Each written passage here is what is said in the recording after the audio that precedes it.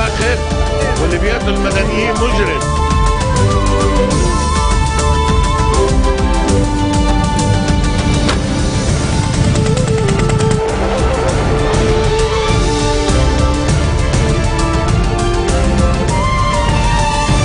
Good afternoon and thank you for joining us on FutureTV.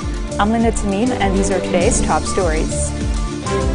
Former Prime Minister Saad Hariri will meet with Maronite Patriarch Bashar al-Ra'i at the Vatican following his trip to Egypt. Ukrainian President Viktor Yanukovych announces early presidential elections and promises to form a coalition government. And China urges the United States to immediately cancel the planned meeting between the U.S. President Barack Obama and the Dalai Lama. Former Prime Minister Saad Hariri will meet with Maronite Patriarch Bashar al-Ra'i at the Vatican following his trip to Egypt. Discussions will focus on local issues in Lebanon, mainly the spring presidential elections and the special tribunal for Lebanon. The Future Movement leader also reiterates that the elections, which are scheduled to begin on May the 25th, should be held on time. Commenting on the bombings in the southern Beirut suburb of Bir Hassan, Hariri called on Hezbollah to revise its strategy in Syria. Future Movement MP Ahmed Fatfat has held talks with Lebanese Forces Chief Samir Jaja in an attempt to rectify ties between the two parties after the formation of Prime Minister Tamam Slam's cabinet. After a 2-hour meeting in Ma'rab, Fatfat stressed that the two parties are allies, pointing out that it's a necessity to reconsider the current political stage after the formation of the new government, which they hoped the Lebanese forces would have been part of. Ties have deteriorated between the Future Movement and the Lebanese forces after the Future Movement leader, ex-Prime Minister Saad Hariri, agreed to participate with Hezbollah in Salam's government. Jaja has been adamant to stay out of the cabinet, saying he will not share power with Hezbollah. He has also reportedly expressed dismay at the recent rapprochement between Hariri and Free Patriotic Movement chief Michel Aoun. An Ethiopian woman has succumbed to her injuries, raising the death toll in the double suicide bombing that rocked Beirut's southern suburbs to 11. The Ethiopian maid was transported to Rafiq Hariri State Hospital on Wednesday after the powerful blast that targeted an Iranian cultural center in the neighborhood of Bir Hassan. On Wednesday, the health ministry had initially put the toll at 6, with 129 people injured in the attack, which was claimed by the Abdullah Azam Brigades, a jihadist group with links to Al-Qaeda. 2 rockets from Syria have landed between the villages of Yunin and Sawaniye near Baalbek, east of Lebanon. Security sources say no casualties were reported. The rockets landed on the outskirts of the 2 villages, causing only material damage. Reports say the rockets were fired from mountain range that divides Lebanon from Syria and struck near residential areas. Chief of Pharmacist Rabia Hassouni says the drug domperidone, sold under the name of Motilium and currently under review in Europe, will stay on the market in Lebanon. Hassouni says a decision to withdraw that drug from the market will be made with reference to studies or a decision from the World Health Organization. He says he believes current fears are unjustified. The Ministry of Public Health later released a statement on the drug, saying that all drugs can be dangerous if not properly used, and that qualified doctors should be the ones to pass judgment on possible dangers to users of any medicine. They say citizens should know that any drug can be dangerous if it is not used for the correct reasons, in the correct quantity, or for the correct amount of time. The statement went on to mention that there has been no international decision banning Motilium so far.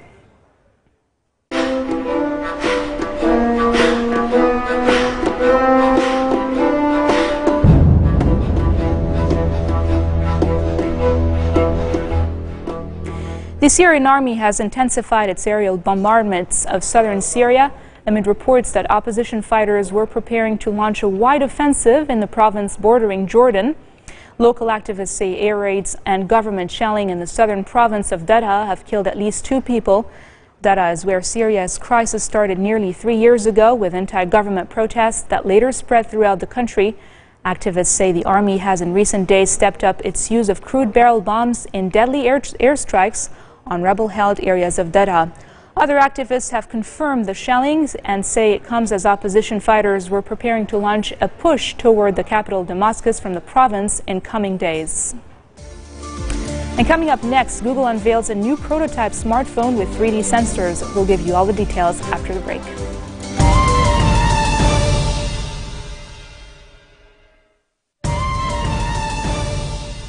Welcome back. A Libyan Air Force medical plane has crashed south of the Tunisian capital of Tunis, killing all people on board. Reports say the aircraft crashed in a field on the edge of the village of Nianou, around 40 kilometers from the capital, but managed to avoid any houses. A Tunisian rescue worker tells reporters that the plane held 3 doctors, 2 patients, and 6 crew members. There has been no immediate word on the identities of the 2 patients on board or why they were being flown to Tunis-Carthage International Airport from a military airfield near Tripoli. At daybreak, teams began searching for the aircraft's black box flight recorders in a bid to establish the cause of the engine failure. Ukrainian President Viktor Yanukovych has announced early presidential elections and promised to form a coalition government in a bid to defuse a deep crisis in which scores have been killed and hundreds injured. The president and the opposition have also agreed to initial a deal to end violent battles between police and protesters. This comes after the deadliest day in a 3-month crisis, which has left more than 70 people dead and over 500 wounded. No details were released on the deal, which was reached after the all-night talks between Yanukovych, the opposition, EU foreign ministers and a Russian envoy. Meanwhile, anti-government protesters remained on Kiev's Independence Square, with barricades constructed from tires, bricks and general debris. They appeared resilient, despite Thursday having been the bloodiest battle yet in the confrontation between the government and protesters. I continue to strongly appeal to all involved to cease the violence and for the Ukrainian authorities to refrain from excessive use of force. I'm appalled by the use of firearms by both the police and protesters. I urge all parties to immediately resume a genuine dialogue. This is the only way to prevent further bloodshed and arrive at a solution to the deepening political, security and economic crisis. I have been in touch with the key international actors and have been encouraging all to find the immediate and coordinated way to assist Ukrainians in resolving the crisis in a peaceful manner through inclusive dialogue. The European Union has agreed to impose sanctions on those responsible for deadly violence in Ukraine and warned it would be ratcheted up the pressure if the situation there got worse. EU foreign ministers meeting in emergency session in Brussels agreed measures against Kiev, including visa bans, asset freezes and restrictions on the export of anti-riot equipment. But in the light of the deteriorating situation, we decided as a matter of urgency we needed to look at targeted sanctions. We've agreed to suspend export licences for equipment for internal repression. And we've asked the relevant working bodies of the Council to make the necessary preparations immediately. That implementation will be taken forward in the light of developments in Ukraine. As ever, we continue to work in close cooperation with the international community and we look to a lasting, inclusive solution for this crisis. There is widespread horror in the European Union as well as in the United Kingdom at the scale of the loss of innocent life and the events of the last 48 hours. So of course we call on all involved to turn away from violence, but some people are responsible for the violence, and so we have decided to introduce targeted measures, targeted sanctions involving visa bans and asset freezes on those individuals who are responsible. The scale of the implementation of that will depend on developments to come, and of course we want to see success in government and opposition working together in order to bring about a peaceful situation and a peaceful and democratic settlement of the issues in Ukraine. UN Secretary General Ban Ki-moon has appealed to the international community to urgently send another 3,000 troops and police to the Central African Republic in an effort to stop violence between Christians and Muslims that threatens to spiral into genocide. Ban told the UN Security Council that he will report shortly to the 15-member body with a recommendation for a UN peacekeeping force with a robust mandate to protect civilians and promote stability in the country. The international community must act decisively now to prevent any further worsening of the situation and to respond to the dire needs of the country's people. In that spirit, I propose today a 6-point initiative to address the greatest risks being faced by the people of the Central African Republic. The first and most important, I call for the rapid reinforcement of the African Union and French troops now on the ground, with additional deployments of at least 3,000 more troops and police. It is a calamity with a strong claim on the conscience of humankind. Over the past year, we have seen in quick succession the violent overthrow of the government, the collapse of state institutions, and the descent into lawlessness and sectarian brutality. More than 2.5 million people, more than half the population, need immediate humanitarian assistance. And now for a quick look at other news around the world. Security workers at Frankfurt Airport went on strike, prompting dozens of flight cancellations and causing delays to travelers passing through Europe's third largest hub. Union Verdi has called on security staff employed by private firms grouped under the BDSW banner to strike until 10 p.m. GMT in a bid to achieve higher pay.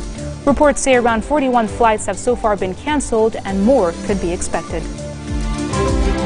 A huge car bomb has exploded at the gates of Somalia's presidential palace, followed by a raid by gunmen. The country's president was unharmed by the attack. Reports say the gunmen were wearing suicide vests and carrying grenades. Somalia's al-Qaeda-linked al-Shabaab rebels admitted to carrying out the suicide commando attack in order to kill or arrest those inside.